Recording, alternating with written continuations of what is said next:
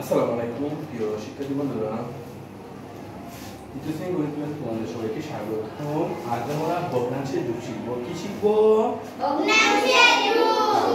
আজ আমরা ভগ্নাংশের যুগ শিখব।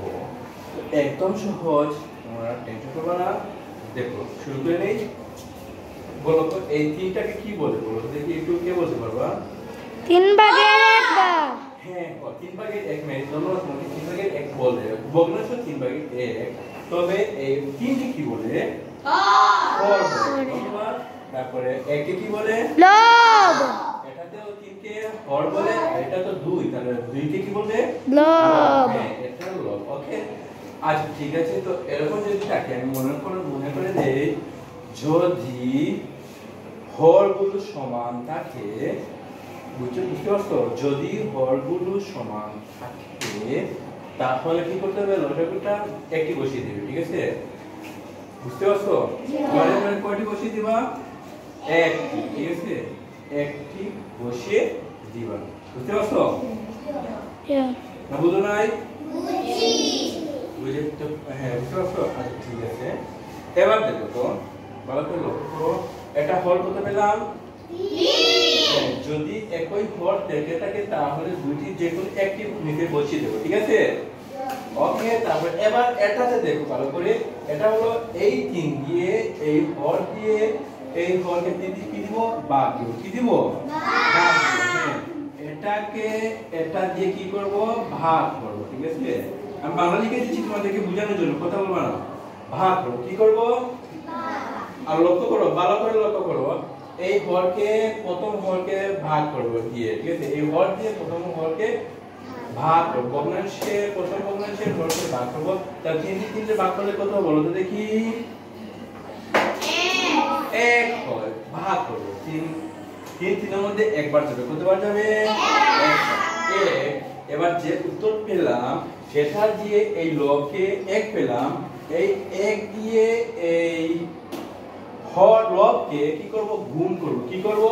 গুণ করব। আমি বাংলা লিখে দিচ্ছি তোমাদের মনে রাখার জন্য, গুণ করব। তাহলে আমরা 3 একে কত পেলাম? 3 ভাগ করে পেলাম 1। তাহলে এই 1 এর সাথে এই 1 গুণ করলে কত হয়? 1 হয়। তাহলে এখানে আমরা বসিয়ে দেব 1। ঠিক আছে, এখানে কত বসাবো? 1। এবার দেখো এই চিহ্ন কি? যোগ। তাহলে এই যোগ চিহ্নটা আমি দিয়ে দেব। এবার এটা শেষ, আবার এটার সাথে এটা ভাগ। তাহলে এই 3 এর সাথে এই 3 কি করব বলো তো দেখি? ভাগ। এই 3 এর সাথে আবার এই 3 কি করব? ভাগ করব। ওকে, হ্যাঁ, ভাগ তোমরা লিখবা না। ঠিক আছে, ভাগ করব। তাহলে 3 দিয়ে 3 কে ভাগ করলে কত হয়? 1। আর যা পেলাম, ঠিক আছে, ভাগ করে তার লব দিয়ে কি করব? গুণ করব।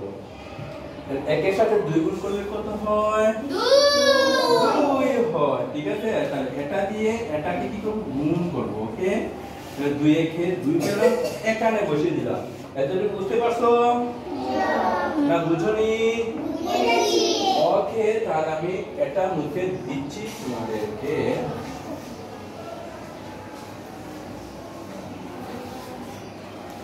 বুঝানোর জন্য আমি গুণ লিখলাম, ভাগ লিখলাম। ঠিক আছে, ওকে। তো এবার দেখো তো 2 এর 1 এর সাথে 2 যোগ করলে কত হয়? 3। তাহলে লবে করে বসবে 3, আর ঘরে করে 3 এর জায়গায় 3 বসবে। ওকে, বুঝতে পারছো? ওকে, এবার দেখো তো এই 3 এর সাথে এই 3 কাটাকাটি যাবে, 1 হবে। ভাগ যাবে, কয়বার যাবে? একবার যাবে। 3 একে 3। এই 3 এর সাথে এই 3 কাটা দিলে কত হয়? 1 হয়। ঠিক আছে, উপরেও 1 নিচে 1। উপরে 1 এর কোনো দরকার নাই। ঠিক আছে, এটা লেখার দরকার নাই, শুধুমাত্র 1 লিখলেই হবে। ঠিক আছে, 3 দিয়ে 3 কাটাকাটি দিলে কত থাকে? 1 থাকে। তাহলে উত্তরটি হলো 1। বুঝতে পারছো তোমরা সবাই? না বুঝুনি? তাহলে যদি বুঝে থাকো তাহলে তোমাদেরকে অনেক অনেক ধন্যবাদ। Thank you.